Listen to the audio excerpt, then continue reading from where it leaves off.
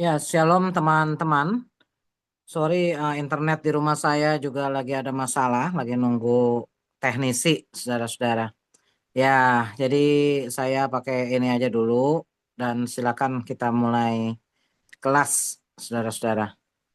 Nanti eh, nanti kalau setelah ini ada pertanyaan menyangkut materi yang lalu bisa ditanyakan juga ya. Oke,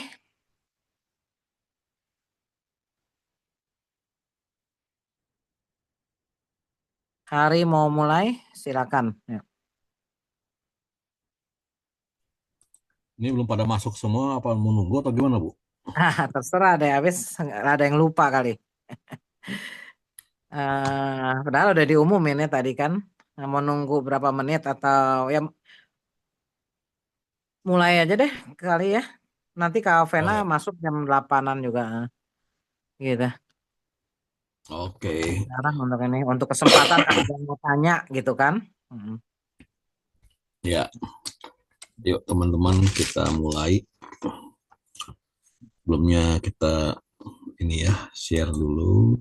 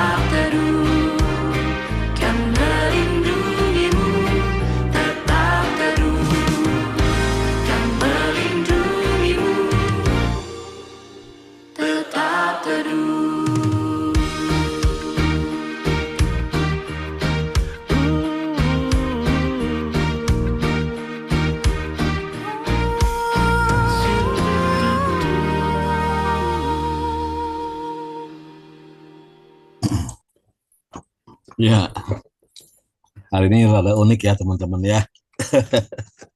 Saya sengaja nampilin yang dari gereja asal saya. Ya nostalgia ya katanya ya. Oh ya. Nostalgia. Dulu suka nyanyi itu ya. Gimana, Bu? Dulu suka nyanyi itu, sekarang juga masih nyanyi kan. Oh ya. Yang saya kan link ini dikirim oleh adik saya. Hmm. Surprise saya dengan kemajuan yang dialami eh, teman-teman di sana, generasi mudanya itu. Yang saya surprise adalah mereka bisa mengajak semua generasi di situ gitu loh. Dan jadi ada beberapa teman saya juga masih di situ melihat apa namanya mereka melakukan pelayanan ini gitu. Jadi ingat cerita-cerita lama saya gitu.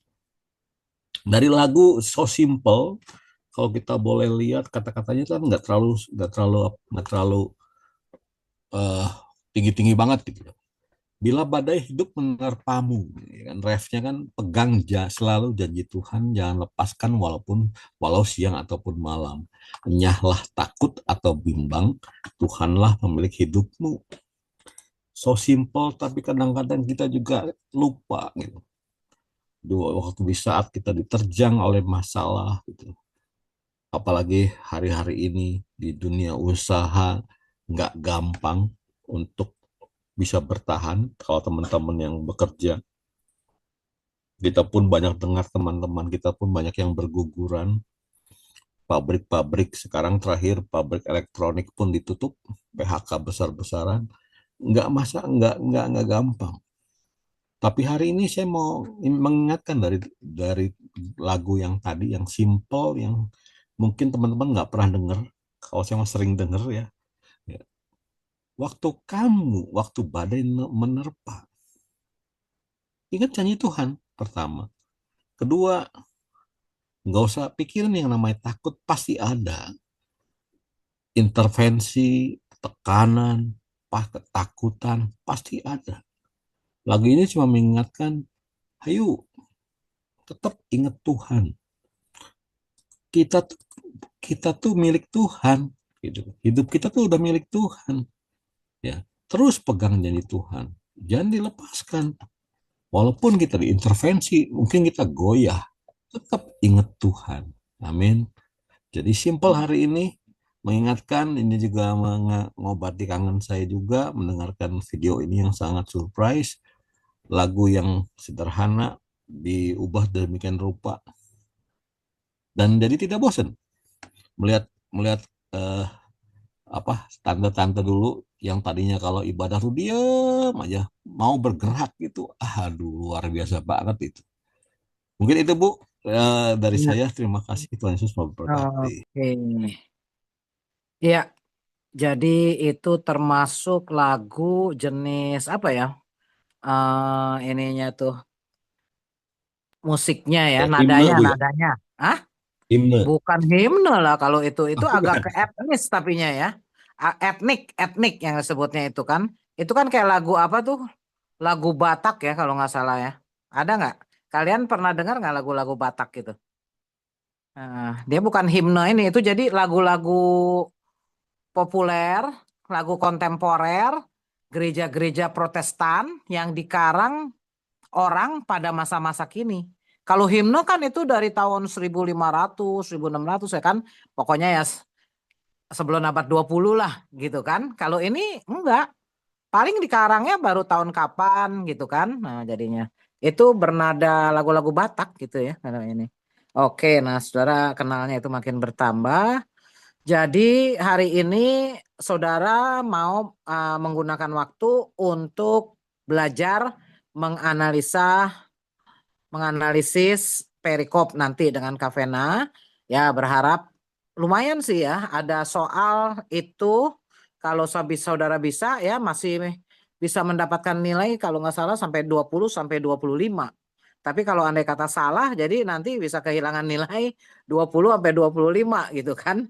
Jadi menyelamatkan nilai itu ya karena itu kan dari Alkitab. Jadi bahwa ada liturgi itu bukan bukan maunya oh ya ini gereja sekarang ya gitu kan. Tapi kita lihat semua ya ibadah ada tata ibadah. Nah, jadi yang minggu yang akan datang Rabu ya, kita UTS kan minggu ke-8 ya. Rabu ke-8 kan? Bener kan? Rabu ke-8 kan bener nggak? Iya, Bu, Ya, betul. Rabu ke-8. Nah, saudara mau UTS-nya jam berapa? Kalau tertera di link saya lihat 20.10 ya. Itu, tapi kan emang biasa sih 21, tapi saya sih minggu depan kayaknya sih bisa ya nungguin UTS aja sih bisa lah gitu kan. Mau kalau mau cepat ya 19.40. Apakah kuliah sebelumnya itu UTS juga atau enggak? Saudara mau istirahat dulu atau gimana? Kita tentukan sekarang nih UTS-nya. Kalau kalau Kenapa? kuliah sebelumnya tidak ada UTS, Bu. Tidak ada. Jadi Ya mungkin udah. Nah, lebih baik nggak awal apa-apa. sih. Jadi mau jam berapa? Jadi 19.40 atau 20 atau berapa? Waktunya sih kalau normal ya 90 menit selesai mestinya. Ya kalau saudara nawar-nawar ya paling ya dikasih 100 menit gitulah.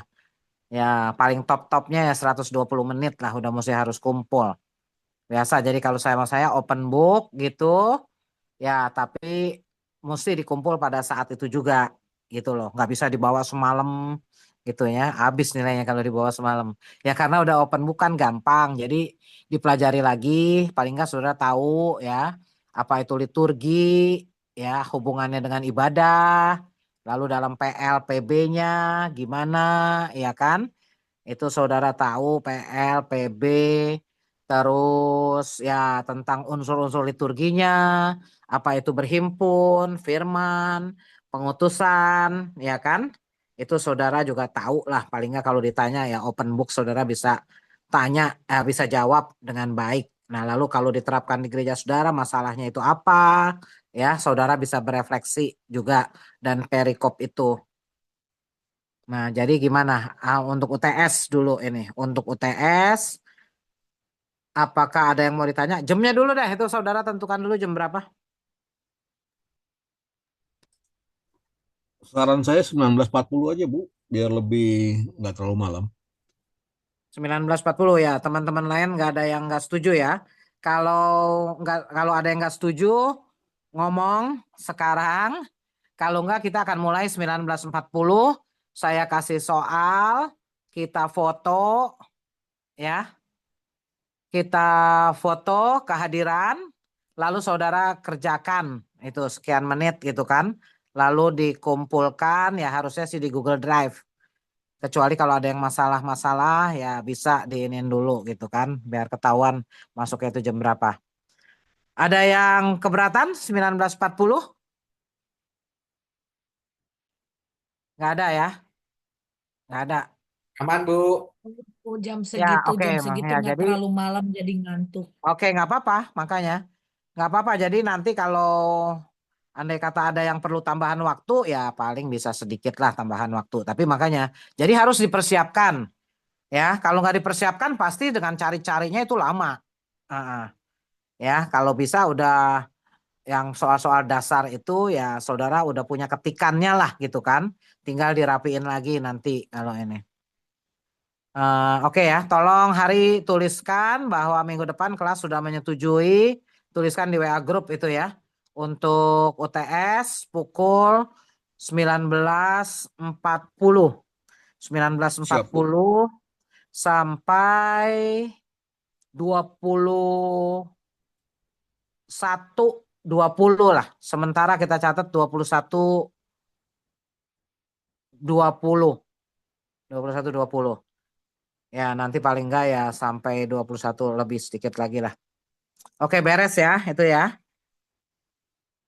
Udah beres, terus praktek ya, karena habis itu kita akan banyak minggu-minggu dengan praktek. Itu dimulai dengan kelompok siapa? Yang pertama jadi minggu Saya, Bu. depan. Kelompoknya Hari ya? Ya, Hari sama sama Gracia. Gracia ya kalau nggak salah ya. Oke. Ya, Bu. Jadi udah ngerti ya kira-kira ya semuanya itu atau ada yang mesti ditanyakan lagi? Jadi sesuai dengan panduan itu sedapat mungkin sudah tertulis semuanya. Dan itu kalau yang kelompok-kelompok lain harus disiapkan 3 hari sebelum waktu praktek. Karena kalau andai kata ada yang terlalu jelek ya baiknya segera diperbaiki ya. Nah kecuali apa ada yang mau direkam ya juga mungkin udah ditanyakan ya sebelumnya. Jadi ini tugas yang nggak bisa dikerjakan agak dadak-dadakan nggak bisa gitu loh. Gitu kira-kira gimana? Malam Bu, Ah, malam Bu. ya Ini gimana? nanti, Mm-mm, sudah. Bentar. Jadi nanti praktek mm-mm. praktek ibadahnya itu sesuai rundown ya Bu. Iya Waktunya, dong, supaya ya sedapat mungkin ya sesuai rundown, bahkan sesuai verbatim. Verbatimnya itu tahu kan? ya ya Bu, ya Bu, ya Bu. Yang ditulis. Nah, ya walaupun ya kalau saudara memang kalau live ya, terus melenceng sedikit ya nggak apa-apa. Kayak namanya juga misalnya kayak orang kalau khotbah juga kan udah persiapan dia kan, udah nyatet gitu kan. Tapi ketika kita tampil, wah ada gerakan ya Roh Kudus berbicara mau yang lain ya kan ya bisa aja juga. Tapi kan harus lebih baik dari yang disiapkan berarti.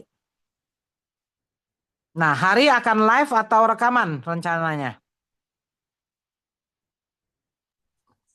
Eh, rencananya saya sama Gracia tuh kalau yang lagu mah eh by YouTube, Bu. Sisanya kita live, Bu. Lagu by YouTube. eh Ya, tapi gak udah disiapin ya. Jadi jangan jangan apa nanti putus-putus ya. Jadi ibadahnya harus berlangsung lancar. Iya, iya, iya. Jadi Ah, nanti kita udah ibadahnya bagi harus tugas, berlangsung. Kamu nanti nggak dia ada yang bisa main musik ya? Kalau ada yang bisa main musik mah sebenarnya kalau live ya mungkin lebih enak sekalian semuanya ya. Kalau ada yang bisa. Hari kurang bukan yang ini, bisa Bu. main gitar. Hah? Kalau gitar aja kayaknya kurang gimana gitu loh, Bu. Hahaha, ya terserah.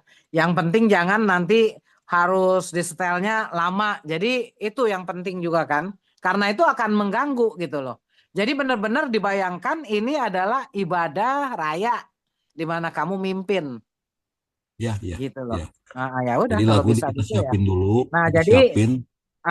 sedapatnya 3 hari sebelumnya itu dikumpulin. Ya karena ini kelompok pertama ya masih oke lah kalau 2 hari sebelumnya. Tapi makin kelompok ke sana harusnya ya misalnya udah kelompok yang minggu ini minggu ke-9 10 sesudah minggu ke-10 mestinya semuanya juga udah ikut siap. Jadi jangan ada yang berpikir oh saya kan masih minggu ke-13 gitu kan nggak dibikin-bikin ya. Jadi cepat segera dibuat lah begitu. Hmm. Segera Kalau yang khotbahnya dibuat. mah simpel-simpel nggak apa-apa, Bu ya. Apa? Kalau khotbahnya Nah, nggak harus semua kan boleh, Bu ya. Atau gimana? nah. Khotbahnya ya singkat aja singkat karena kan saya bilang 1 halaman. Sebentar ya, ada yang mau betulin internet nih, saya mesti ngangkat nih kalau enggak, ntar sebentar saya. Mm-mm. Ini mana nih ya? Ya udah. Ini Kavena udah masuk.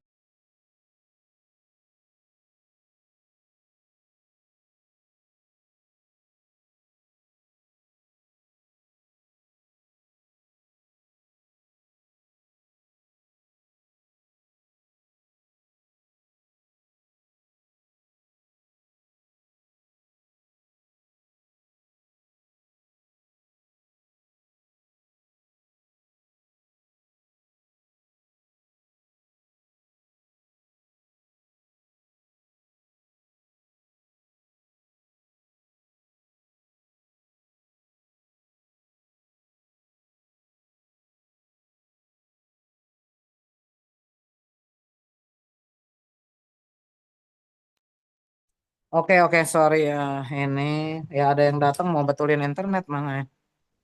Aduh ya internetnya. kebutuhan internet saya.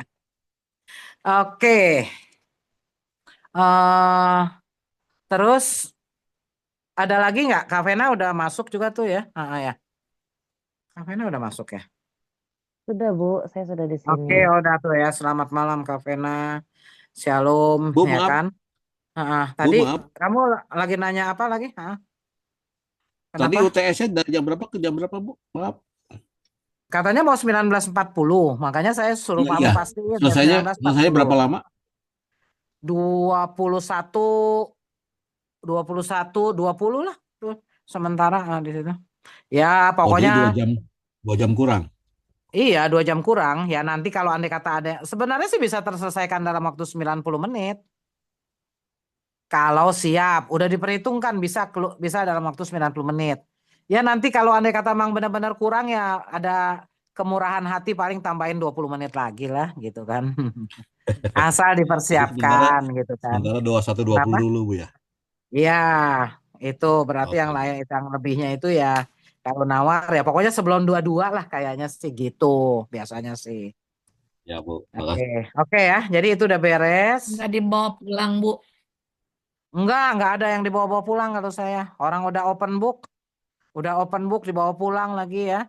Terus kerjakan sendiri ya, jangan sampai ya nggak boleh tanya teman segala ya. Nggak Soalnya ada. kirim sekarang aja Bu, biar cepat Bu. Hah? Iya.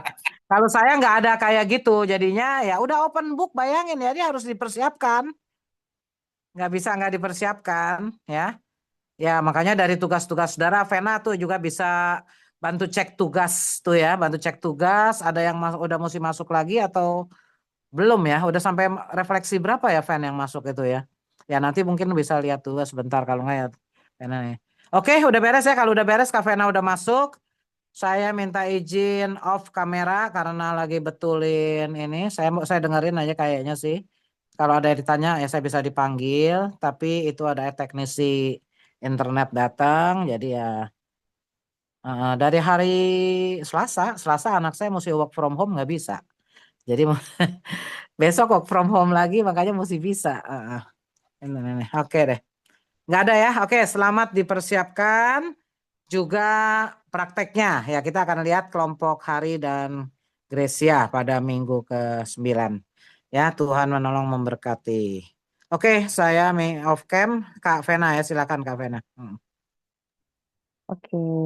Shalom Bapak Ibu semua. Apa kabarnya?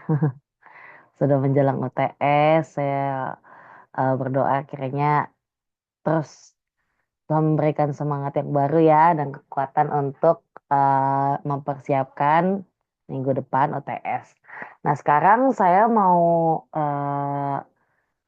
diminta ya sama Bu Mita untuk em, seperti yang kita sudah waktu itu diskusikan, memberikan tambahan mengenai latihan menggali perikop, menyusun liturgi dari perikop-perikop yang ada di Alkitab.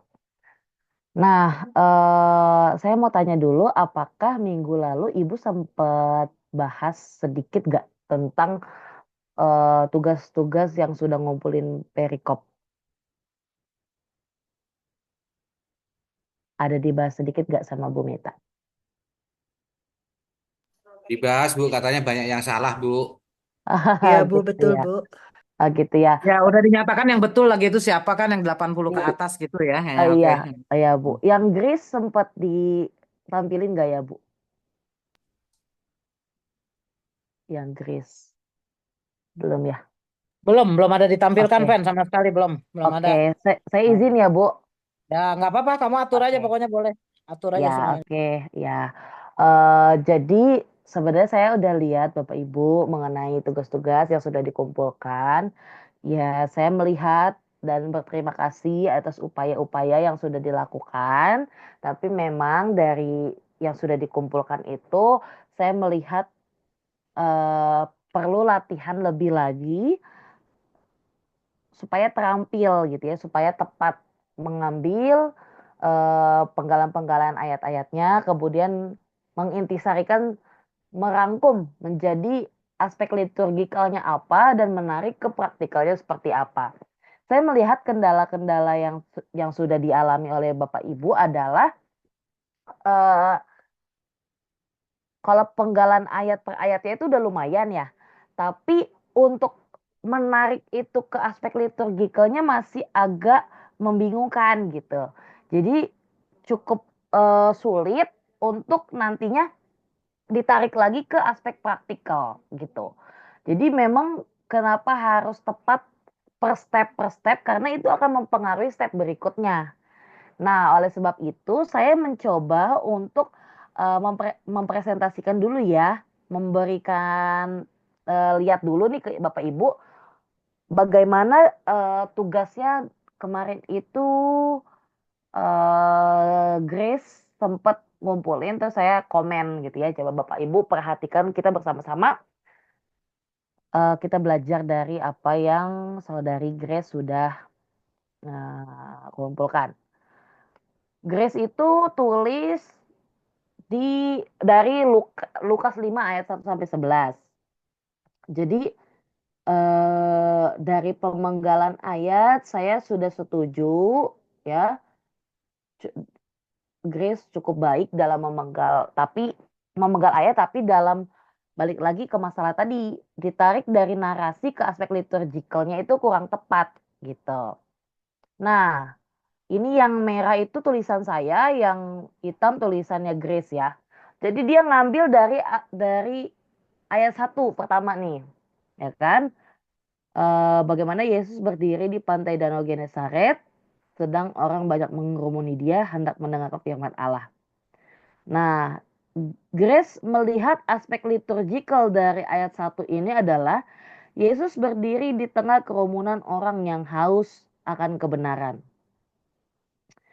Nah, buat saya ada aspek liturgikal yang bisa diperkaya justru dari ayat 1 ini. Yang pertama, Yesus berdiri di pantai Danau Genesaret. Ini membuktikan bahwa Allah hadir di tengah-tengah umatnya. Ya, kita tahu bahwa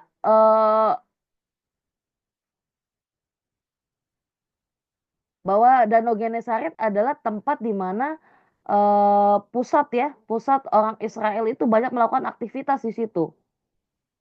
Jadi Yesus yang hadir, Yesus yang datang ke hadapan umatnya. Ini membuktikan bahwa Yesus yang berinisiatif gitu Bapak Ibu. Nah, kemudian aspek kedua yang saya lihat adalah orang banyak mengerumuni dia hendak mendengar firman Allah. Ini masuk ke bagian yang Cherry katakan sebagai berhimpun gitu ya. Jadi ini bisa yang Grace katakan bisa, tapi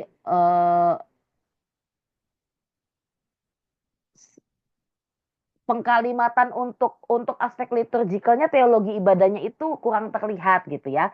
Kalau misalnya dia tulis bahwa Yesus membuktikan dirinya hadir di tengah-tengah umat gitu ya. Ini sebagai tanda bahwa Allah berinisiatif di dalam sebuah peribadahan, berhimpun seperti itu. Nah, itu mungkin lebih bisa membuat dia menarik ke aspek praktikalnya. Nah, ini kan kalau dia bilang gini, menaikkan pujian penyembahan, umat berkumpul dan WL dapat membuka ibadah dengan mengajak umat berfokus hanya pada Yesus, mengekspresikan kerinduan dan sikap haus akan Allah, bernyanyi lagu-lagu seperti Ku Rindu Sabdamu, berfirmanlah Tuhan, atau seperti Rusa Rindu Sungaimu. Nah, saya mengatakan di sini apa dasar Grace memilih puja penyembahan sebagai aspek berhimpun. Sebenarnya bisa saja tetapi tidak dijelaskan alasannya dan apa korelasinya dengan ayatnya juga aspek liturgikalnya. Kalau saya akan memilih ini berdasarkan yang saya tulis ya, membuktikan Allah hadir di tengah-tengah umatnya. WL menyapa jemaat, menyatakan bahwa Allah hadir di tengah-tengah kita dan ia mengundang kita. Sehingga mari kita nikmati momen perjumpaan dengannya dengan hati yang terbuka. Jadi WL mengajak jemaat untuk menghayati nih kehadiran Tuhan. Kemudian tantang jemaat, apakah kita semua rindu untuk mengalami perjumpaan dengan Tuhan? Amin. Seperti itu. Jadi ada respon yang diharapkan dinyatakan oleh jemaat begitu ya. Baru kita bisa menaikkan pujian. Kenapa saya memilih seperti itu? Balik lagi. Karena aspek liturgikal yang saya ambil ini. Yesus berdiri di pantai Genesaret membuktikan Allah hadir di tengah-tengah umatnya. Nah, jadi WL bisa nih mengintisarikan, membuat narasi bagaimana jemaat itu disadarkan, hey, Allah tuh hadir loh di tengah-tengah kita gitu ya. Mari kita merespon gitu kan.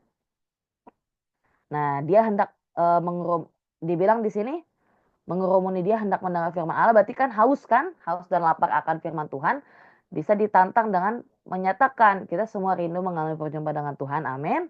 Nah, jemaat merespon, itu kan menjadi sebuah bukti bahwa memang dia benar-benar haus akan Tuhan begitu, baru naikkan pujian. Nah, kemudian si saudari Grace memenggal ayat 2 dan ayat 3. Dia di sini melihat bahwa ia melihat dua perahu di tepi pantai, maksudnya Yesus ya. Nelayan-nelayannya telah turun dan sedang membasuh jalannya. Ia naik ke dalam salah satu perahu itu, yaitu perahu Simon, dan menyuruh dia supaya menolakkan perahunya sedikit jauh dari pantai. Lalu ia duduk dan mengajar orang banyak dari atas perahu. Saudari Grace menarik alur liturgikal dari ayat ini, yaitu Yesus naik ke salah satu perahu nelayan dan duduk untuk mengajar orang banyak. Bagi nelayan, perahu adalah harta yang sangat berharga. Sebentar, saya perlu untuk ngecas laptopnya sebentar ya.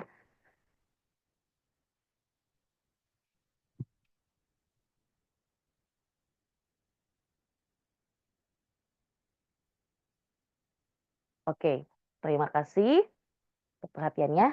Ya, kembali lagi.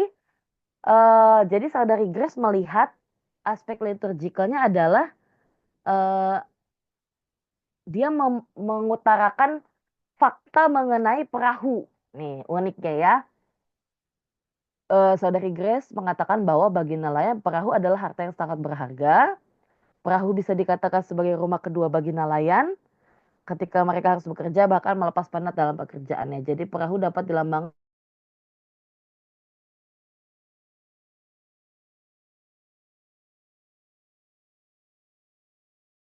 Komen saya di sini, terima kasih sudah berusaha menggali, tapi bisa juga aspek liturgisnya adalah mengenai karya Allah di dalam setiap pekerjaan kita, umat Tuhan.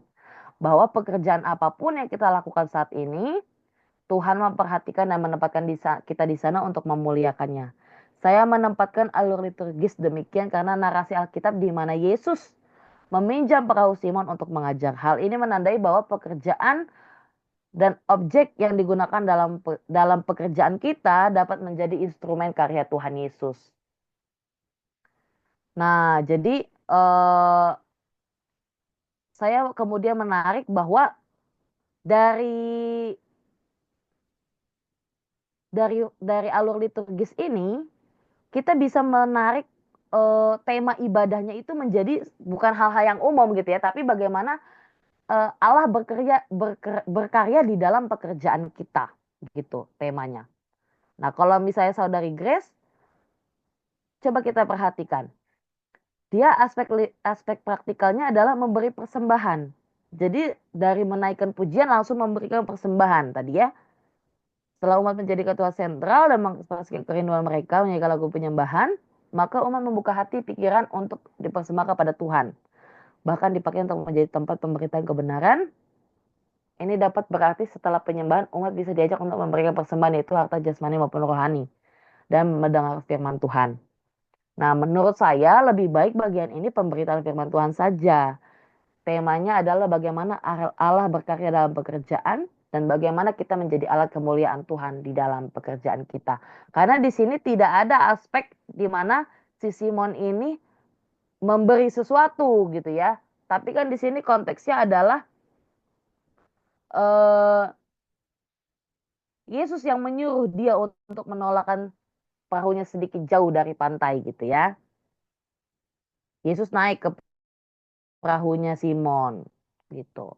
Jadi tidak ada sesuatu yang Simon berikan sebenarnya begitu Bapak Ibu. Kalau saya boleh memberikan komentar. Kemudian saudari Grace memotong lagi nih ayat 4 sampai ayat 7. Ya.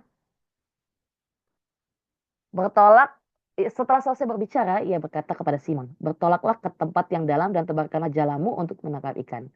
Simon menjawab, "Guru, telah sepanjang malam kami bekerja keras dan kami tidak menangkap apa-apa. Tetapi karena engkau menyuruhnya, aku akan menebarkan jala juga." Dan setelah mereka melakukannya, mereka menangkap sejumlah besar ikan sehingga jala mereka mulai koyak. Lalu mereka memberi isyarat kepada teman-teman di perahu yang lain supaya mereka datang membantunya. Dan mereka itu datang, lalu mereka bersama-sama mengisi kedua perahu itu dengan ikan hingga hampir tenggelam. Saudari Grace menyoroti aspek liturgikalnya seperti ini, Bapak Ibu. Tuhan memberikan perintah kepada Petrus dan kawan-kawan untuk menebar jala untuk menangkap ikan. Meski dalam keraguan, tapi Petrus dan kawan-kawan tetap taat dan berhasil menangkap ikan dengan jumlah besar.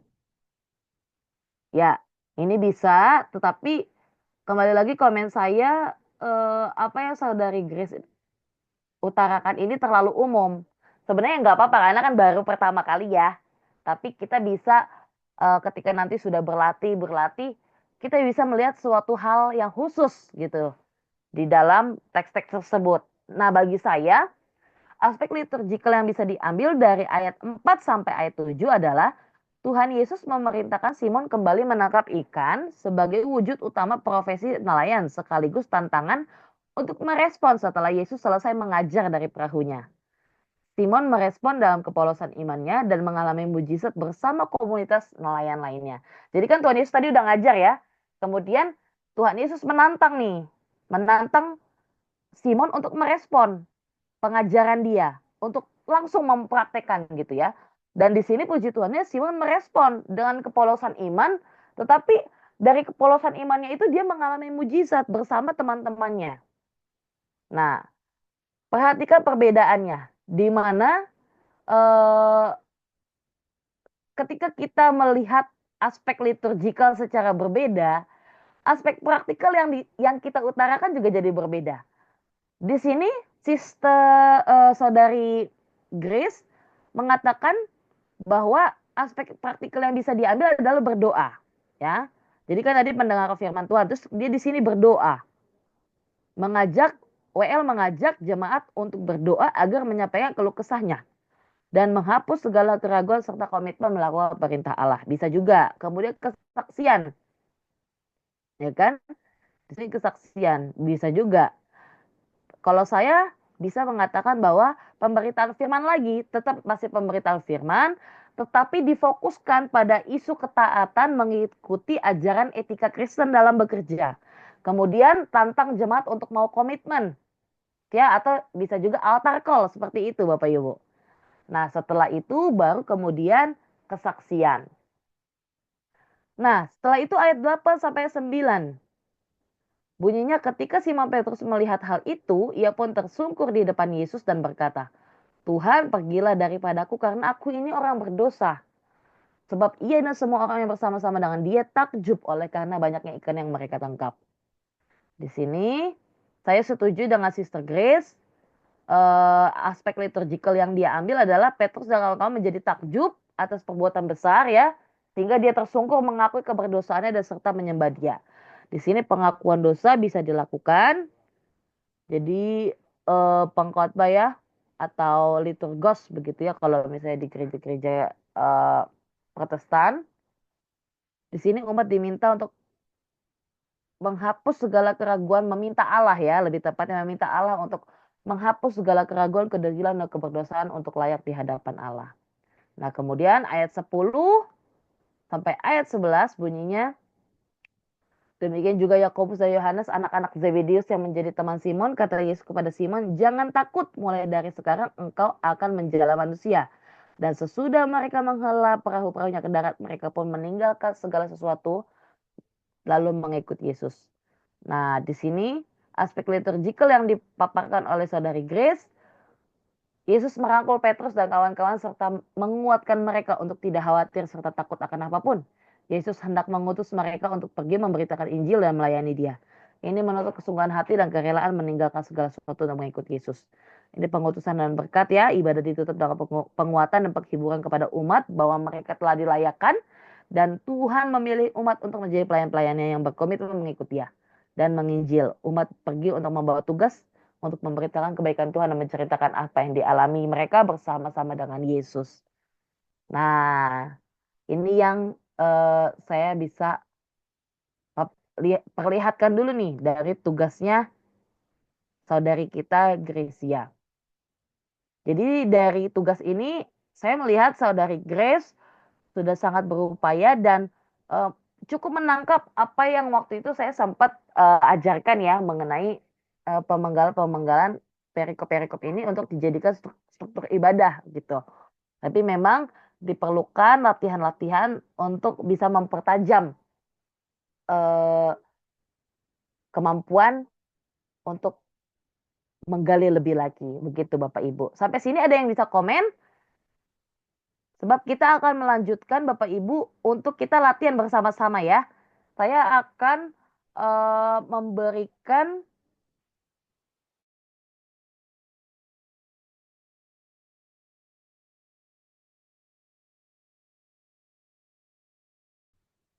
menggali. Itu ya Bapak Ibu. Ada yang mau komen dulu sebelum kita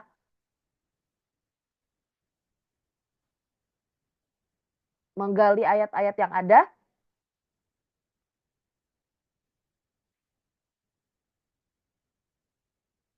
Ada yang mau komen dulu?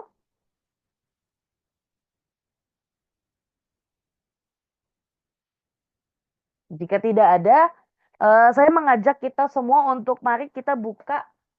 Mau kemarin kan saya kasih tugasnya itu Lukas 5 ayat 1 sampai 11 sama Kisah Para Rasul 2 ya. Kemarin itu saya sempat lihat ada satu tugas, saya lupa itu dari siapa. Sebentar saya cek. Eh, Salah satu di antara Bapak Ibu ada yang memilih untuk membedah dari Kisah Para Rasul 2 dan saya cukup suka karena eh, memasukkan unsur-unsur etnis gitu di dalam liturgikalnya. Kira-kira siapa ya? Saya cukup lupa, sorry Bapak Ibu. Ada yang ingat? Ada yang ingat tidak? Jadi pembacaan Alkitab, oh Pak Tommy, punya Pak Tommy. Di sini ada Pak Tommy. Ya ada Bu. Oh iya, ya terima kasih Pak Tommy. Jadi eh, saya sudah melihat tugas Bapak juga. Terima kasih sudah berupaya Pak.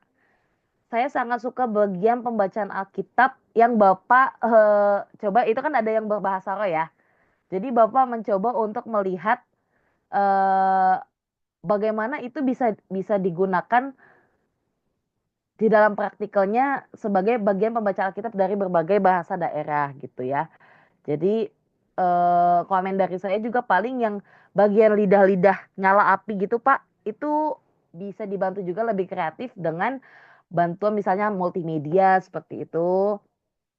Kemudian juga bagian perjamuan kudus bisa dilakukan. Jadi sempat saya lihat Bapak tidak memasukkan elemen tersebut, tapi bagi saya bisa gitu Pak. Ya, terima kasih banyak. Itu komen-komen yang bisa saya berikan untuk tugas-tugasnya. Nah, untuk selanjutnya mari kita buka Lukas 24 ayat 13 sampai 35 Bapak Ibu. Kita coba bersama-sama ya eh, untuk membedahnya. Lukas 24 ayat 13 sampai 35 ini tentang perjalanan dua orang murid Yesus ya. Pasca Yesus bangkit ke Emmaus. Ya,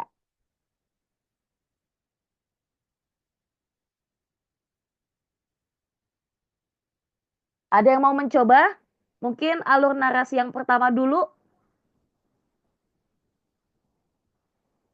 Jangan ragu-ragu ya Bapak Ibu, kita latihan sama-sama. Apa alur narasi yang pertama?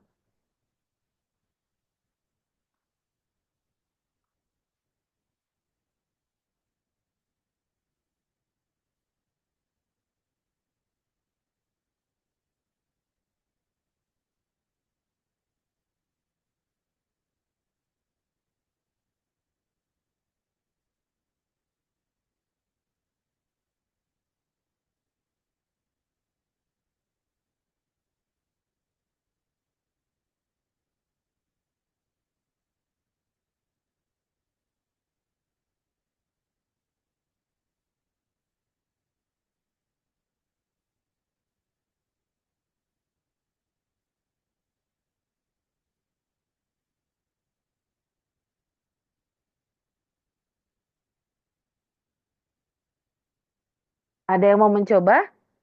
Gak apa-apa Bapak Ibu.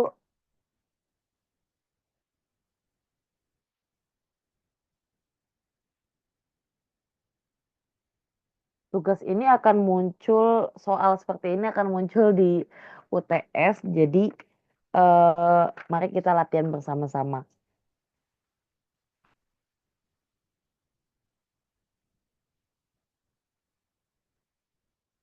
Baik, mulai dari saya dulu ya.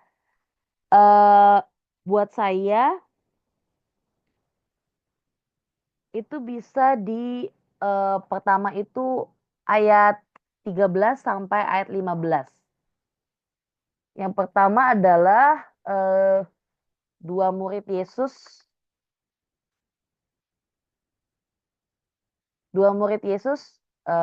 berkumpul ya, berjalan bersama menuju Emmaus. Kemudian apa yang terjadi di situ? Mereka bercakap-cakap. Ayat 14 ya, mereka bercakap-cakap mengenai segala sesuatu yang terjadi. Maksudnya peristiwa Yesus, Bapak Ibu ya. Mengenai segala sesuatu yang telah terjadi. Dan di ayat ke-15, Yesus sendiri mendekati mereka, lalu berjalan bersama mereka.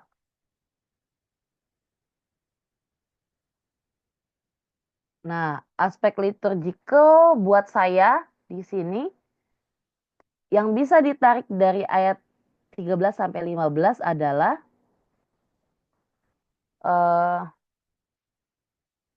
umat Allah datang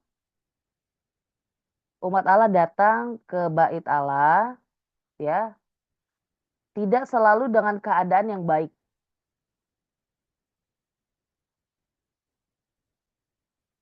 Ya, sebagai manusia ada banyak perkara yang tidak bisa kita pikirkan lebih jauh begitu ya Bapak Ibu.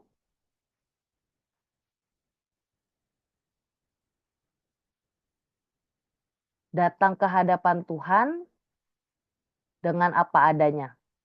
Seperti itu.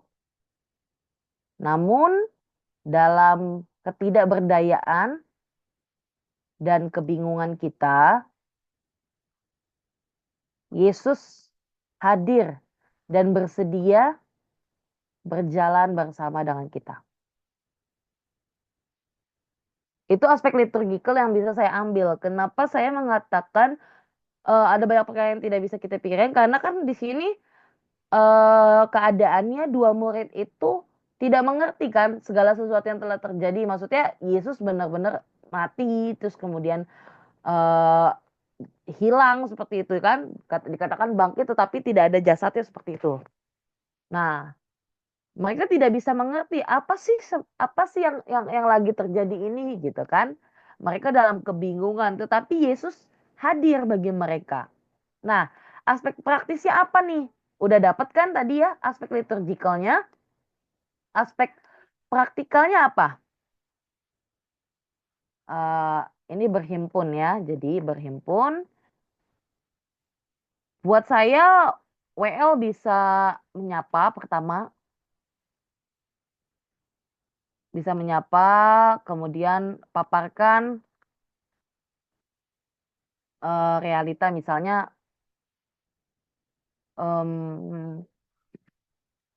apakah semua baik, misalnya seperti itu. Walaupun itu terdengar klise atau bisa juga dengan narasi seperti sepanjang minggu ini banyak pergumulan, banyak tantangan yang kita hadapi. Mungkin kita tidak dapat mengerti, seperti itu ya. Kita tidak dapat mengerti. Tetapi percayalah ketika kita datang ke hadapan Tuhan dengan segala pergumulan kita, Tuhan kita setia dan Ia bersedia menuntun dan berjalan bersama dengan kita. Amin, misalnya seperti itu Bapak Ibu ya. Atau bisa juga kalau buat saya bisa dimulai dengan video. Begitu, bisa juga dimulai dengan video.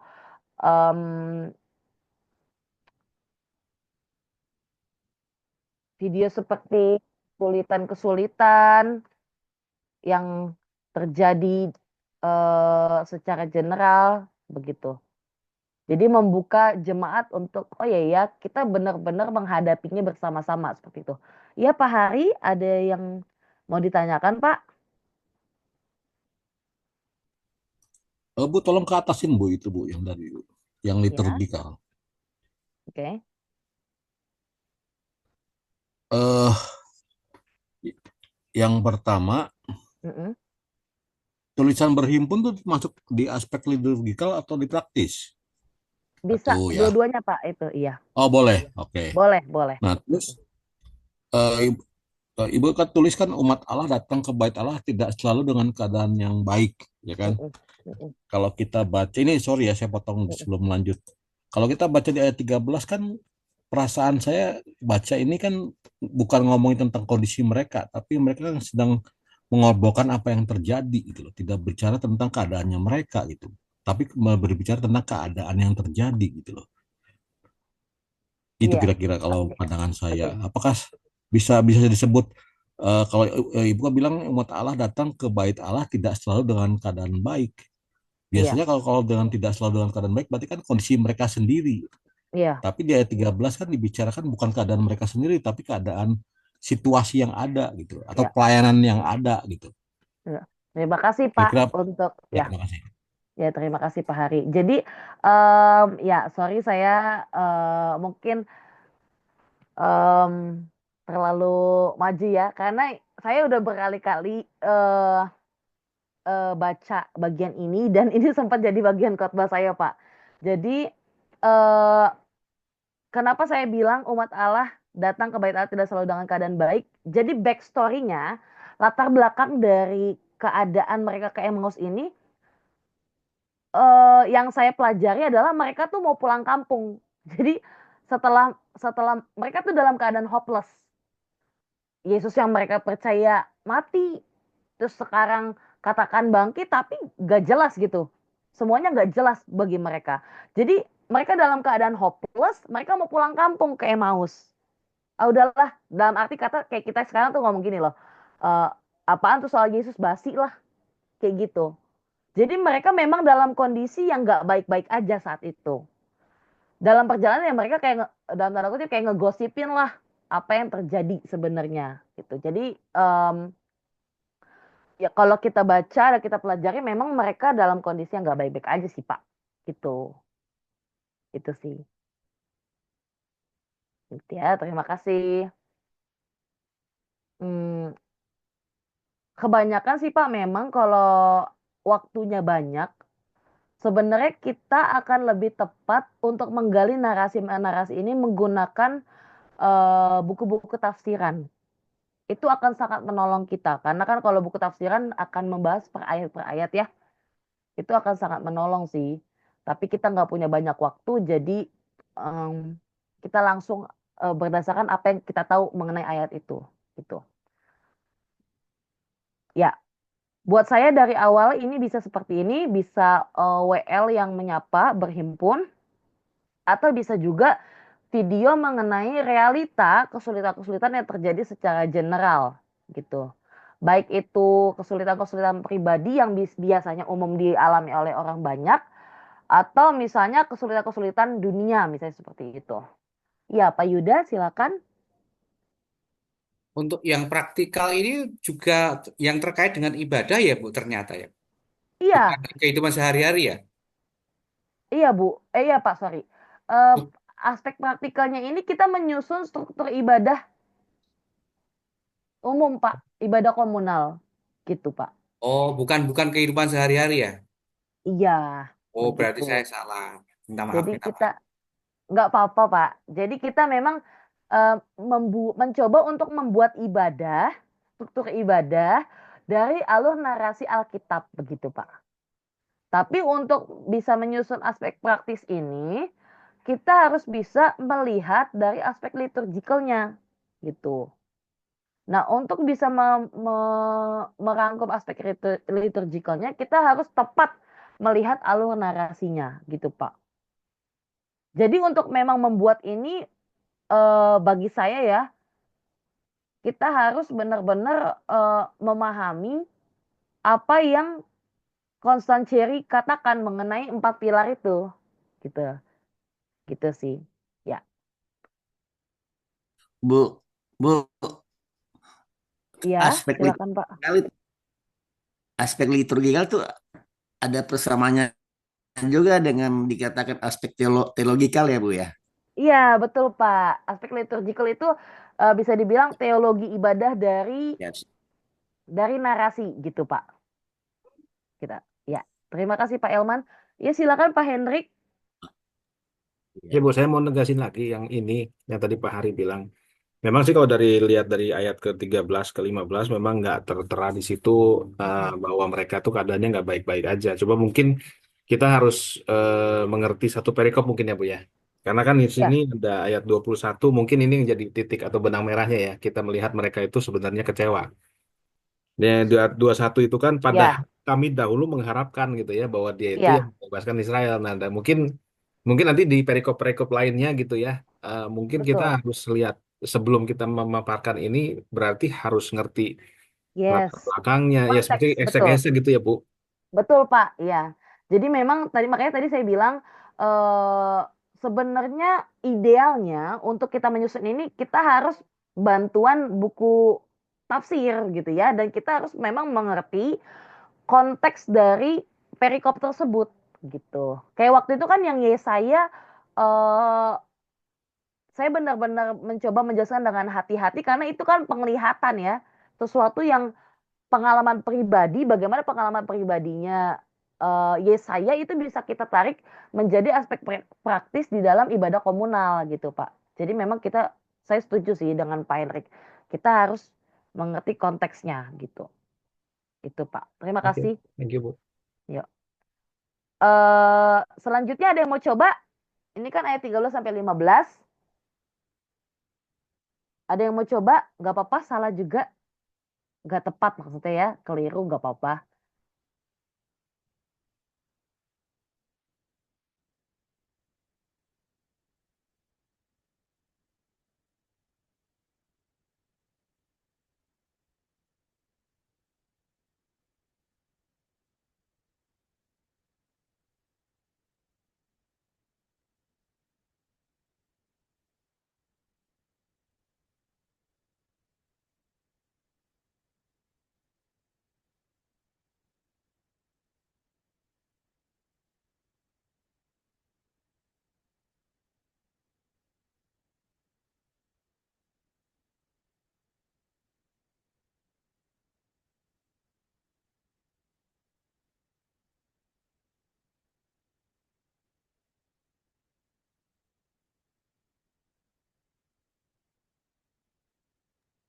Ya, saya coba Bu ya.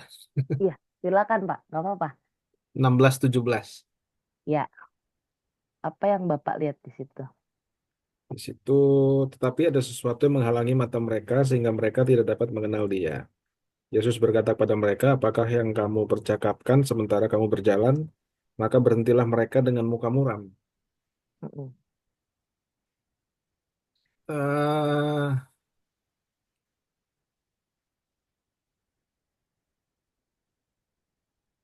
Sebenarnya saya juga bingung, Bu. Ya nggak apa-apa Pak, kita coba bareng-bareng ya. Heeh. Mungkin kayak kalau di ayat 16 itu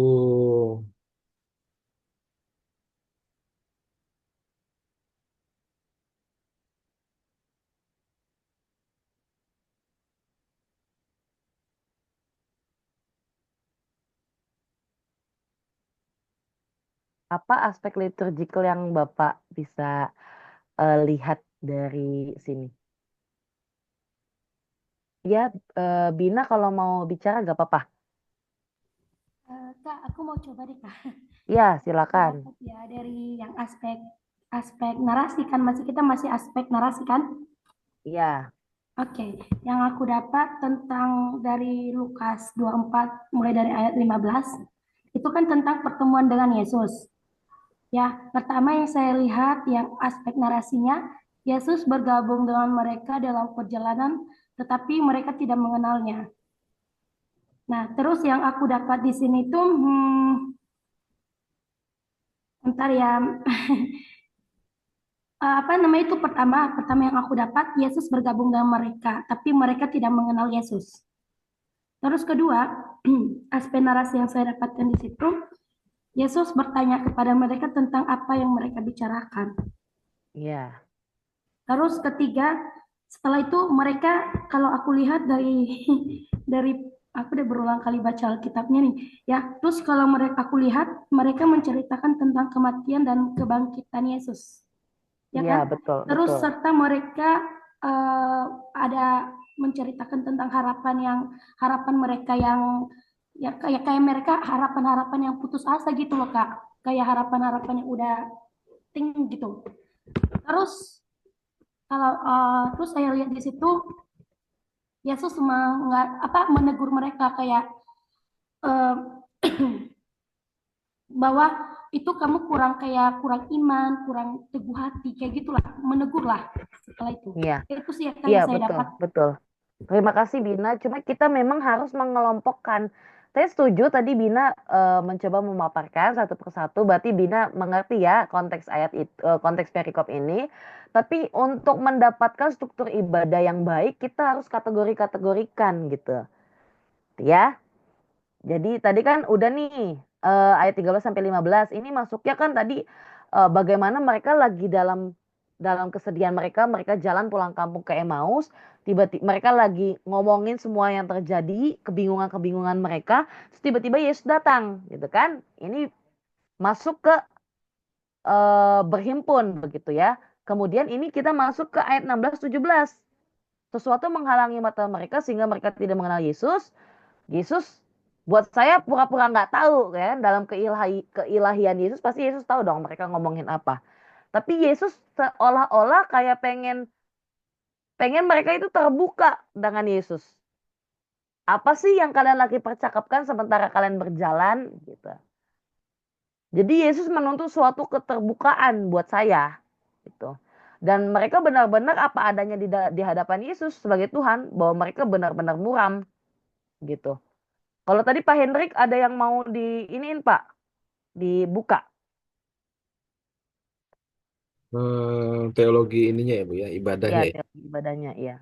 Teologi ibadahnya sih eh, boleh lihat yang di atas Bu, di Boleh, slide. boleh.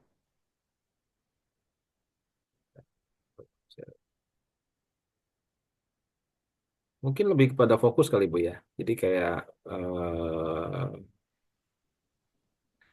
akal pikiran mereka tuh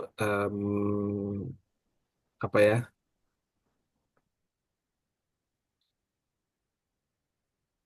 menutupi.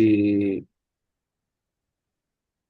Saya kan orang datang ke dalam ibadah dalam keadaan yang nggak baik-baik gitu ya Bu, nggak semua Ya, baik gitu ya. Nah mungkin kalau ditekankan dari ayat ini berarti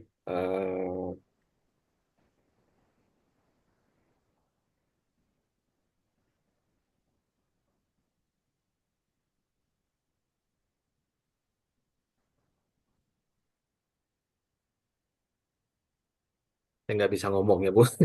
Gimana ya? ya kalau saya coba ya. Jadi mungkin seperti ini ya. Jadi akal pikiran murid-murid Yesus itu terfokus pada masalah mereka gitu ya. Iya benar-benar. Jadi Adalah lebih fokus masalah kepada masalah ya, daripada kepada kebenarannya gitu. ya daripada kebenarannya. Padahal mungkin sebelumnya kan Yesus ngomong memang anak manusia harus mati dan bangkit gitu kan. Ya, Cuma karena mereka terlalu kecewa dan persepsinya mereka beda, akhirnya mereka nggak fokus persepsi. kepada kebenaran gitu, lebih pada fakta. Ya. Persepsi para murid berbeda dengan persepsi Yesus gitu ya, Ya, dengan apa yang Yesus pernah katakan mengenai kematian dan kebangkitannya. ya betul. Ya kira-kira gini Bu, yang ada di otak saya Ya, tadi susah banget ngomongnya. ya, nggak apa-apa Pak, nggak apa-apa. Terima kasih banyak. Nah, tadi juga buat saya ini, Yesus sebenarnya tahu, Yesus dalam dalam keilahiannya tahu apa yang para murid sedang bicarakan, tetapi Yesus menuntut suatu keterbukaan, ya kan? Ya kan? Makanya dia nanya apa sih? Jadi Yesus tuh eh, ingin terlibat di dalam kesulitan para umat, kesulitan para murid, gitu ya. Dan mereka benar-benar apa adanya nih, muka mereka muram dikatakan kan? Para murid apa adanya di hadapan Yesus. Nah, ini coba, ini kan kita udah dapat nih teologi ibadahnya. Kita tarik ke praktikalnya, apa yang bisa dilakukan? Jadi setelah tadi kan ini WL bisa nyapa ya, kemudian memaparkan bahwa memang it's okay untuk kita datang nggak baik-baik aja kok, nggak apa-apa gitu. Memang itu realita kita sebagai manusia. Tapi ingat bahwa Tuhan kita setia, Ia bersedia menuntun dan berjalan bersama dengan kita gitu.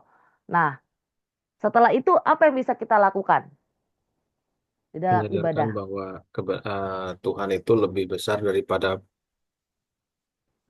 problem. Eh, Aspek ibadahnya seperti apa Pak? Kalau kayak begitu,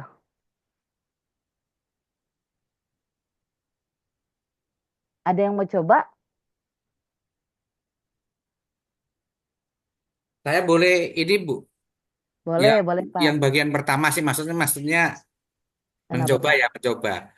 Kalau yang pertama ini yang 13-15 ini kan murid-murid kedua orang murid ini kan meninggalkan Yerusalem ya.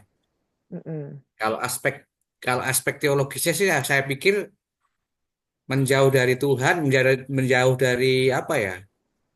Menjauh dari Yerusalem kan pusat dari kehadiran Tuhan lah istilahnya kayak gitu.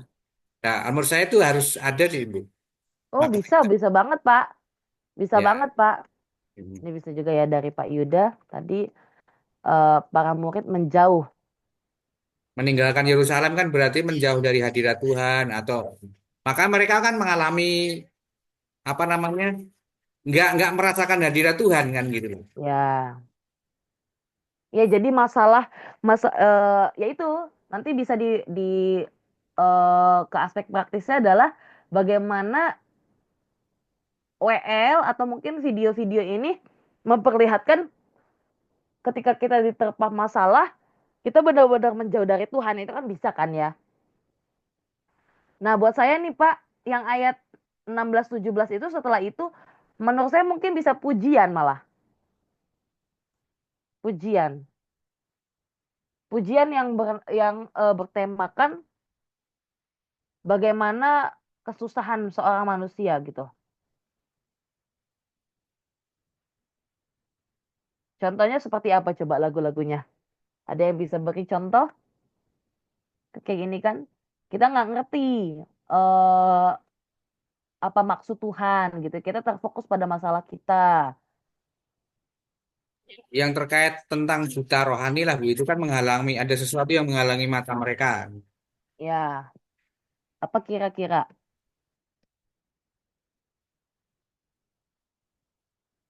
Lagu apa?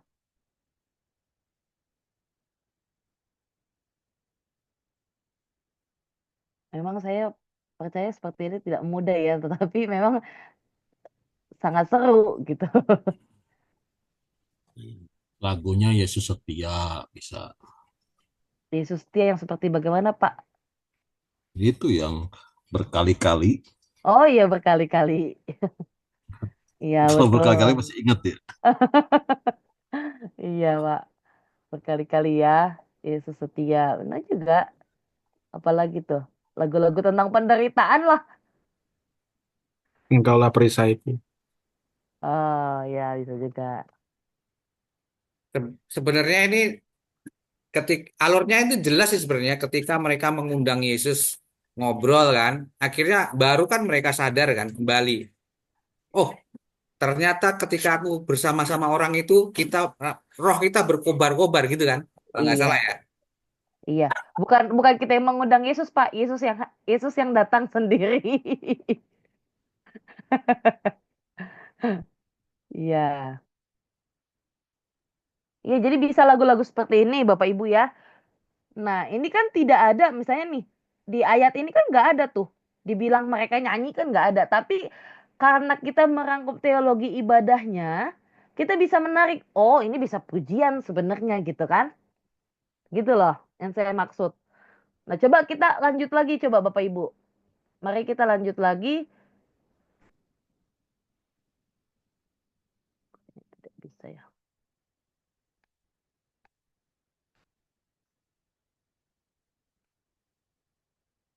Kita lanjut lagi ke ayat berikutnya. Ada yang mau coba?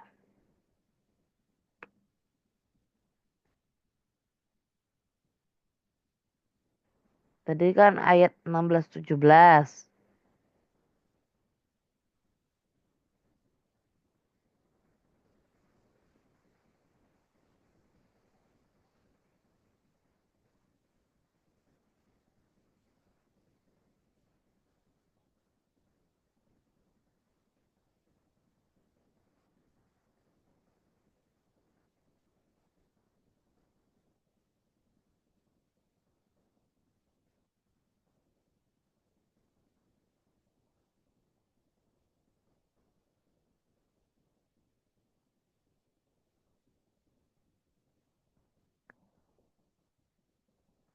Saya kasih ini ya, kasih hint. Kak, kepala mulai panas, Kak. Aduh. Ya, eh kalau saya lihat ini dari ayat 18 langsung sampai ke ayat 27, Bapak Ibu. Di sini terjadi percakapan antara dua orang murid dan Yesus. Percakapannya apa di sini? Eh para murid di sini lucunya mereka eh apakah engkau satu-satunya orang asing di Yerusalem yang tidak tahu apa yang terjadi di situ pada hari-hari ini? Seolah-olah kalau bahasa kita sekarang, hello, lo nggak tahu apa-apa gitu kan, yakin gitu kan. Terus Yesus pura-pura nggak tahu lagi kan, dilanjutin. Apakah itu maksudnya kayak emang ada apa sih gitu kan? Apa yang terjadi dengan Yesus orang Nazaret? Dia seorang nabi yang berkuasa dalam pekerjaan dan perkataan di hadapan Allah dan seluruh bangsa kami. Diceritakan di situ kan. Jadi para murid menceritakan apa yang terjadi pada Yesus. Ini Mereka juga mengutarakan ini sebenarnya kayak ya. bikin khotbah ekspositori ya Bu ya. Model-modelnya kayak Ya, gitu. seperti itu, Pak. Ya, Iya. jadi menggali teks dulu awalnya memang, ya kan? Kemudian mereka di sini mengutarakan tadi yang Pak Hendrik ya katakan bahwa mereka mengutarakan kekecewaan mereka tuh, bahwa apa yang mereka harapkan tidak terjadi, gitu kan? Diceritakan kronologisnya sampai kita lihat di ayat 25 Bapak Ibu. Mari kita lihat di ayat 25 sama-sama. Di sini lihat tuh, Yesus menegur dia langsung. Lalu ia berkata kepada mereka, "Hei kamu orang bodoh," katanya, "betapa lambannya hatimu untuk mempercayai segala sesuatu yang telah dikatakan para nabi." Yesus menegur mereka, betapa bodohnya mereka, ya.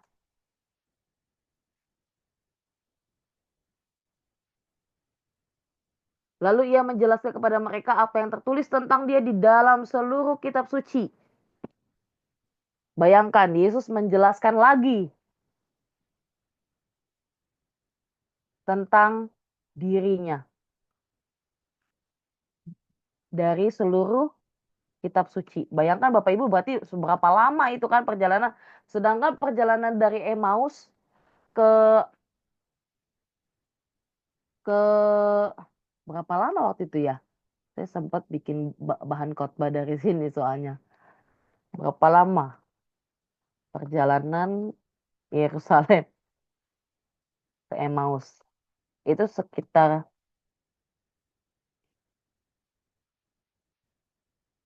12 kilometer. 3 jam lah ya kalau jalan kaki gitu. Tuhan Yesus bayangkan itu kembali lagi menyampaikan tentang dirinya. Jadi di sini apa aspek liturgikalnya atau teologi ibadah yang bisa kita lihat Bapak Ibu? Bu, mau kasih masukan dikit, Bu. Ya, Sepertinya di ayat 18 ini ada sedikit ini ya, apa Pak? seperti murid-murid ini ada kerencokakan gitu, Bu ya, ada sombong ya, menganggap remeh Yesus di situ. Taunya nanti di ayat 25 nanti baru Yesus jelaskan kejadian yang sebenarnya kan. Pada Yesus sudah tahu kan semuanya apa Iya, yang terjadi. iya. Ya Di si mereka seperti itu. Kleopas ya. Iya, mereka seperti itu Udah karena tahu ya, jadi ayat 16 Pak, Yesus ya. mereka ada yang menghalangi mata mereka sehingga mereka tidak dapat mengenal dia. Jadi si murid-murid si Kleopas ini pun tidak tahu bahwa itu Yesus gitu kan.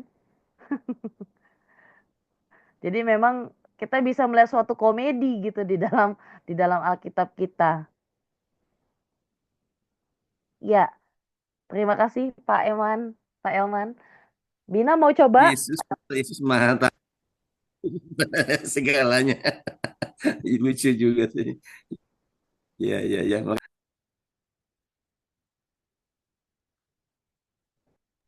Em, aku tiba-tiba lupa Ibu. Tadi aku, ntar ya Bu ya, aku nanti Oke, berpendapat ya. lagi. Tiba-tiba Silakan, blank. silakan.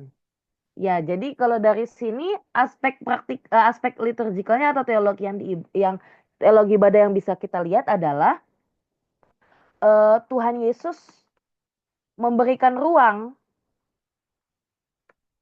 bagi para murid untuk mengutarakan isi hati mereka, gitu ya. Meskipun Yesus tahu apa yang terjadi. Jadi Tuhan kita baik banget Bapak Ibu ya, gitu. Dibiarin kita untuk mengutarakan isi hati mereka. Tapi di satu titik Tuhan Yesus menegur dengan keras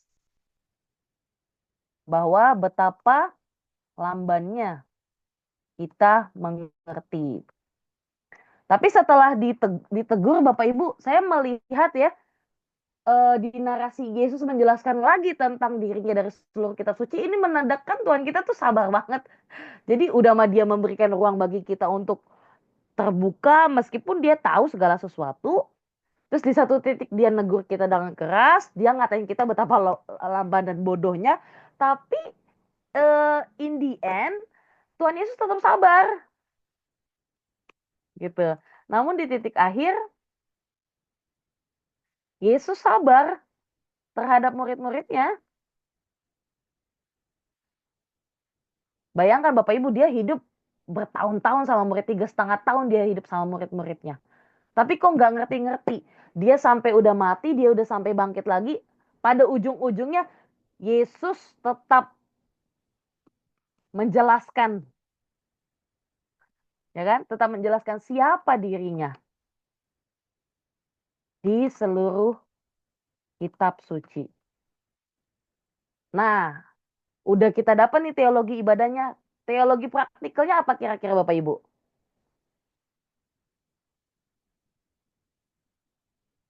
Buat saya di sini khotbah, pemberitaan firman. Di sini bisa yang dipaparkan adalah eh, yaitu kita seringkali mengeluh gitu ya, seringkali mengeluh, seringkali merasa paling menderita, seringkali merasa Tuhan nggak tahu,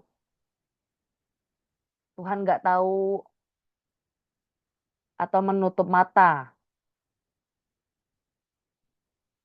atas apa yang terjadi pada kita. Ada kalanya Tuhan tegur gitu ya, tapi pada ujungnya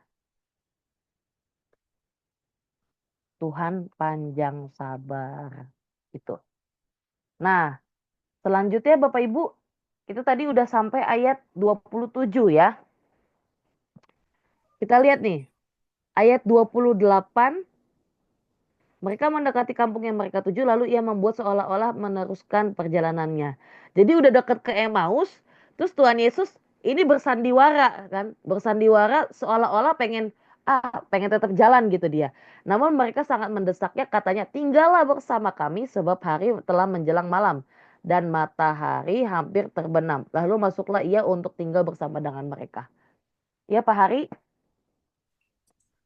Bu, itu kalau Ibu misalkan masukin ke tentang khotbah ya, ini kan terjadi percakapan. Apakah sistem khotbahnya dibikin interaksi gitu, ditambahin bisa nggak bawahnya? Apakah eh, sistem khotbah interaktif cukup cukup efektif jika dilakukan di ibadah komunal? Ya mungkin interaksinya nggak interaksi terus-terusan, tapi ada Oke. interaksi gitu. Ya bisa Pak, sangat bisa. Khotbah interaktif ya Pak jadinya ya. Itu aspek yang bisa kita masukkan. Saya sangat setuju. Begitu.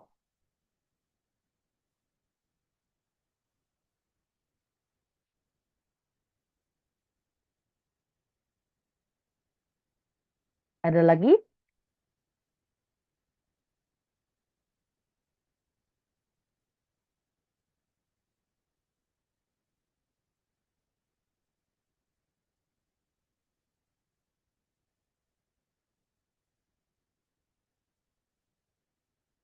Nah, buat saya ini ayat 28 sampai ayat 29 Bapak Ibu. Jadi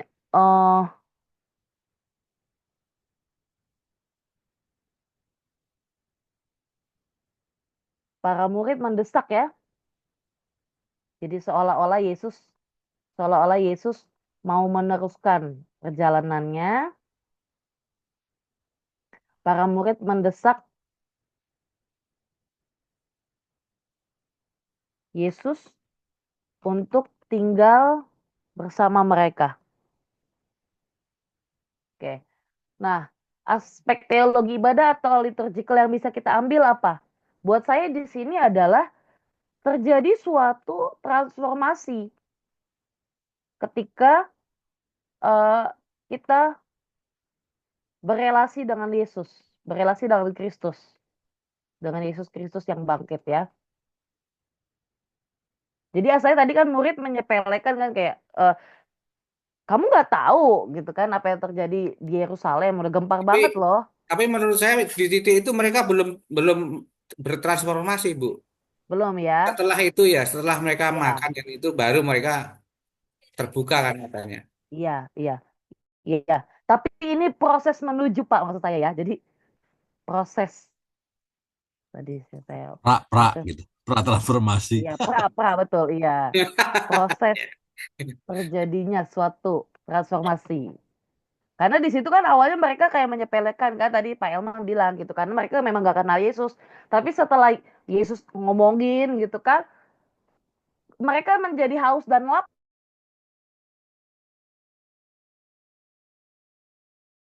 Karena sudah malam, Bu, udah gelap. Jadi mereka maksa. Alasan aja sama kayak Yesus Pak tadi. Seolah-olah Yesus meneruskan perjalanan dia. Eh, para murid menjadi haus dan lapar akan kebenaran gitu kan. Nah ini bisa apa? Praktikalnya apa Bapak Ibu? Ada yang mau coba?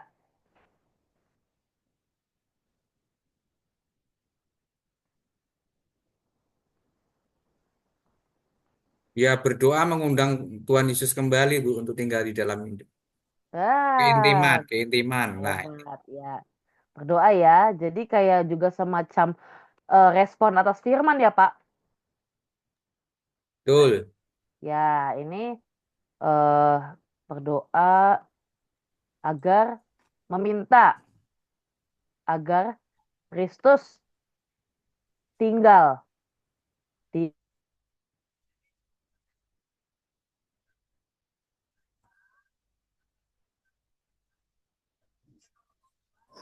Di hati atau di hidup kita, Bu. Oke.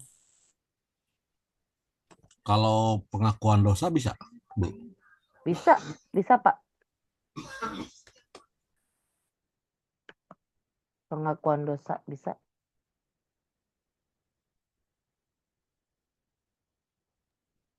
Penyesalan bisa nggak, Bu? Kalau penyesal, Kurang ya pas ya. sebenarnya masuk juga sih Pak ke pengakuan Sama, dosa. Iya, sebenarnya masuk masuk pengakuan juga, dosa.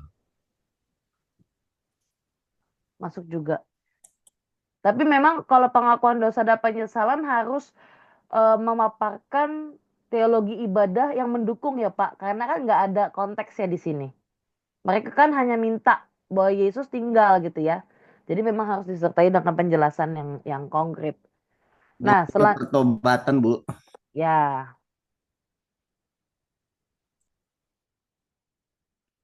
Nah, selanjutnya Pak, Bapak Ibu, kita lihat di ayat 30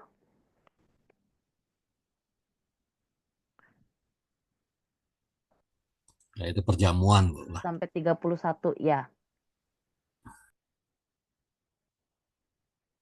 Yesus mengadakan perjamuan.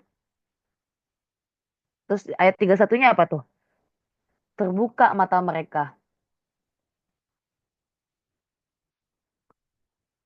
dan mereka mengenal Yesus. Tetapi tiba-tiba Yesus sudah lenyap ya. Nah, ini eh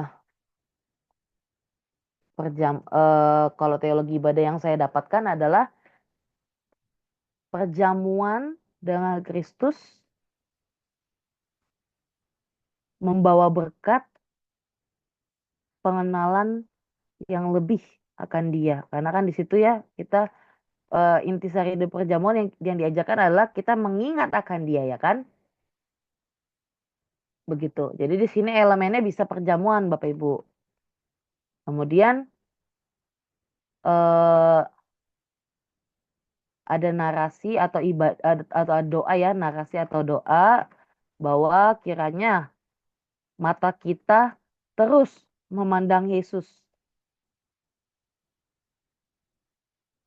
dalam segala lika-liku kehidupan. Nah, kemudian ayat 32. Ayat 32 sampai ayat 32 aja dulu ya. Di situ mereka On fire. ya kesaksian ya.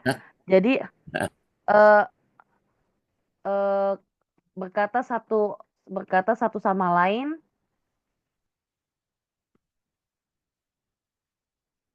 bukankah hati kita berkobar-kobar gitu kan? Berkobar-kobar. Jadi ini baru terjadi transformasi gitu kan? Transformasi setelah eh mengalami perjumpaan dengan Yesus dan perjamuan dengan Yesus. Tuhan mengubah keadaan mereka dari yang putus asa tadi ya, putus asa, mau pulang kampung, artinya mau menjauh dari Tuhan tadi,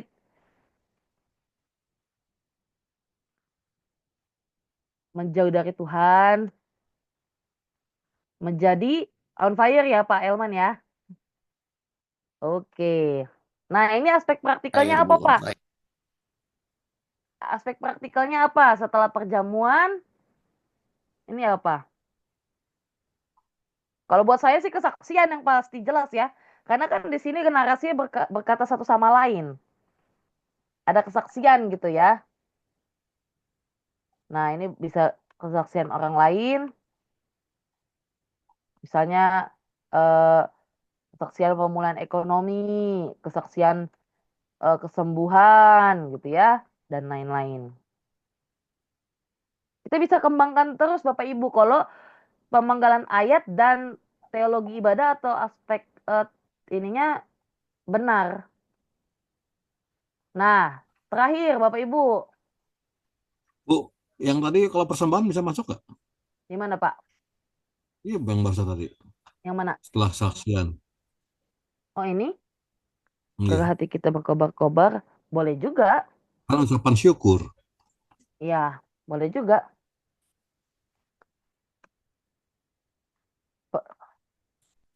Bagus sih Pak Hari, mantap. Ucapan syukur ya Pak. Bisa. Nah, baru yang terakhir ayat 33 sampai 35 ya. Mereka Ya, kembali ke Yerusalem. Putar balik mereka. pengutusan Bu ya. Bisa. Ya, kembali ke 12 rasul, bersaksi, Bersaksi Bu. ya,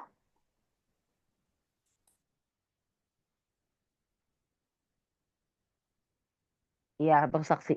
Jadi di sini setelah mengalami transformasi, ada bukti jelas yang terlihat di kehidupan para murid. Mereka kembali ke arah Kristus dan menyaksikan perbuatannya yang besar.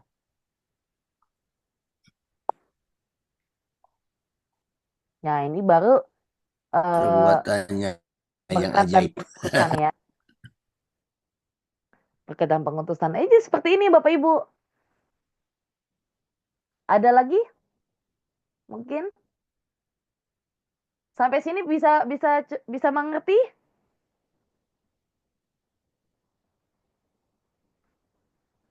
Mulai mulai transformasi juga Bu dikit kebanding Ya. kemarin. Puji Tuhan Pak Elman. Yang praktikalnya ya itu agak-agak ini Bu. Kalau di Ya, dalam dimasukkan ke dalam konteks ibadah itu agak terlalu sempit. gitu ya.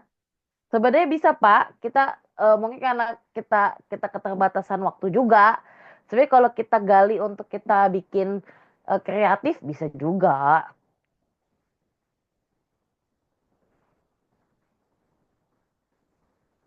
Sampai sini cukup mengerti? Jadi minggu depan eh pasti bisa ya semua ya, nilainya bagus-bagus. Oke, waktu Kalau kita ada sudah. bocoran ayatnya lebih baik Bu. Jadi bisa latihan Oh, dulu kita-kita. eh ya,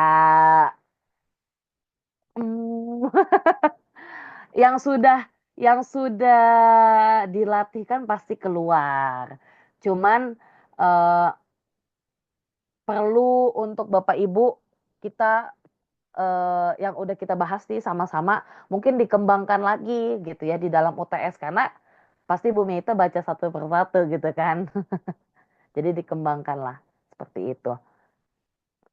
Ya, mungkin ada yang mau Oke, bertanya terakhir? sudah malam ya. Ya, jadi udah dibocorin tuh sama Kak Vena ya. Jadi ya kalian persiapkan dari yang dibahas, jadi latihan ya. Jadi nggak diketik dari awal nanti. Kalau diketik dari awal ya nggak keburu ya. Udah dibuat-buat, oke. Oke, mungkin ada pertanyaan, kalau nggak ditutup lah. Ya. Oh, soalnya ini Bu. Ya itu tadi saya bilang kan ada paling 20 atau 25 nilai ini. Kalau kamu mau sempurna minta Transformasi, bro. pendapat Ayatnya berapa, Bu? ya ada pilihan-pilihan makanya jadi kalau pilih yang udah dijelaskan dapat nilainya berapa, mesti lebih sempurna, lebih kreatif gitu kan. Iya, jadi jangan yang udah ditulis Kavena aja. Kalian mesti ada kreativitasnya juga gitu kan. Nah, ya. Ya Siap, siap. latihan-latihan lah dibuat-buat. Oke ya, oke yuk tutup yuk. Ada pertanyaan lagi nggak tuh? Kalau nggak ya udah tutup. Hari tutup dah hari. Ya, Bu. Ada pertanyaan lagi Ya mumpung terima ada Kak kasih Vena. ya, terima kasih Kak Vena ya. Oke. Makasih ya Kak Vena udah ngajarin kita-kita. Jangan kapok kita orang pada tua-tua. Too slow. Kapena, Loh, Pak, nanti saya kirim data senang. materinya dong Kapena. Ya, Yang kamu yang kita belajar hari ini Kak, boleh kirim, ini sangat penting banget sih, aku jadi bertambah wawasan Itu nggak boleh kurung, itu soalnya nanti keluar soalnya. Tahuan Dari dong rekaman rahasianya. aja, Bina ketik dari rekaman atau gimana? Satu hari tutup. Silakan minta rekamannya ke Samuel ya. Yuk kita tutup. Bapak terima kasih Tuhan untuk uh, materi pelajaran kami hari ini Tuhan. Biarlah kami terus diasah untuk lebih lagi mengerti tentang ibadah yang kami lakukan setiap minggunya Tuhan. Dan kami belajar lebih tajam lagi terhadap perikop demi perikop yang kami pelajari. Berkati Kak Avena, Bu Meta Tuhan yang sudah membekali kami. Biarlah Engkau berkati dan urapi mereka dan menjadi berkat bagi banyak orang, khususnya bagi mahasiswamu Tuhan. Terima kasih Bapak, lindungi istirahat kami hari ini dan kami percaya Kau akan lindungi kami satu persatu dan besok pagi kami boleh memulai seluruh aktivitas kami masing-masing dengan baik dan sehat. Terima kasih Tuhan, dalam nama Tuhan kami Yesus Kristus kami sudah berdoa dan ucapan syukur. Amin. Thank you semuanya. Amin. terima kasih Oke, God banyak bless ya. Tuhan. Tuhan God berkati. Terima bless. kasih. Terima Semangat ya minggu kasih depan Bapak dan Ibu UTS-nya. semua. Terima kasih Malam Bu Ibu, Vena. Terima Terima teman-teman. kasih Bu kasih Meta. Kapena, Teman-teman. selamat minggu Selamat Kapena. selamat Ya. istirahat semuanya. Terima kasih. Yang mau minta